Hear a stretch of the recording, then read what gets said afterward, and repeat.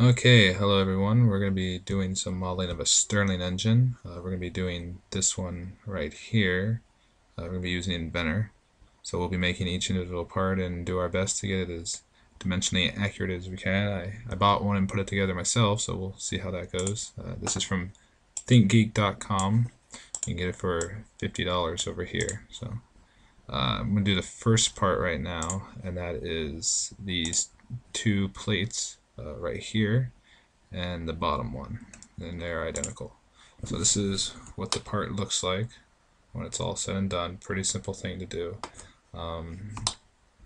Started out, let's see here. So start out doing a sketch of a circle, extruding that with a draft, doing some geometry to show the hole, and then finishing off with a pattern. So let's get into that. Go ahead and show you how it's done. So we're going to start with opening up a standard millimeter part file, and then from there we will sketch a circle in the center, centered at the origin. Drag that out to any kind of dimension you want, and then we'll give it a dimension of 105 millimeters. We'll zoom in a bit. This will finish our sketch. So like I said, very simple sketch, and then we'll be extruding this up a distance of 5 millimeters right there. Alright, you see how it's already updated itself. And then in addition to that, we're going to give it a taper or a draft of 30 degrees. You see how on the side here we've got this 30-degree angle, and that can be seen on the side of it over there. Let's see. Yep. So there you go. That's the real part. Let's go ahead and say OK on that. And as you can see from the real part, that this is not dished like the other one.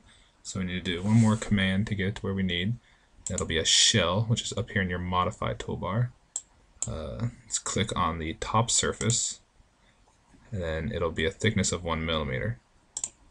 Click OK, and we've got our saucer, our saucepan looking shape here. So pretty straightforward. So we sketch a circle.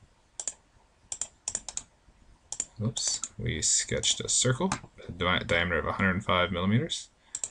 We then did an extrusion of 5 millimeters with a 30-degree taper, and then we did a shell of 1 millimeter thickness, and that gave us all sides of 1 millimeter there. So next thing we need to do is put the holes for the screws to hold these two plates across the chamber. So first we need to apply some geometry, some dimensions rather, so that so we know where exactly to put the holes. We're going to use a circle command, drag that out, and then we're going to use a line command. We're going to make this little simple geometry. Then we'll split the middle of those two lines. This line should be horizontal, which it comes already as, and this one should be vertical, which it should already be as well. And then we'll split the center there, dimension between these two, make it 45. So it's the exact angle I want it to be. I'll just double check. Yep, in that one. So that means that we had a horizontal and a vertical line there. This is just how I measured the part. I measured from the center line of the hole to the edge, so that's why I need this line here. And then this wound up being about 3 millimeters in the end. Let me just double check that off my other one. Yes, okay. So that'll give us a point so that we can build everything off of. What we do want to do though is we want to convert all of these lines to construction lines. That means that they're just there to be referenced off of, and they're not going to be there for actually extruding or anything of that nature. So they're just there to give us a point to reference off of. So let's finish that sketch and go into our hole command in the modify part of the model browser. So, and then see how we want to do placement from sketch. and then centers. We'll click that center right there. Now this hole, due to it being a Stirling engine, needs to not let any leakage go by. So we need a very close tolerance on this. So we're going to go ahead and define our screw type here. We're going to select clearance hole. It wasn't threaded. It's a plastic hole that it goes into in the end for the screw. So here is, we want to do, let's see here. You have to remember real quick. Yeah, it's an ISO countersunk raised head ISO 2010. Yeah. Second option, fastener type. And then the size is an M3 with a close fit.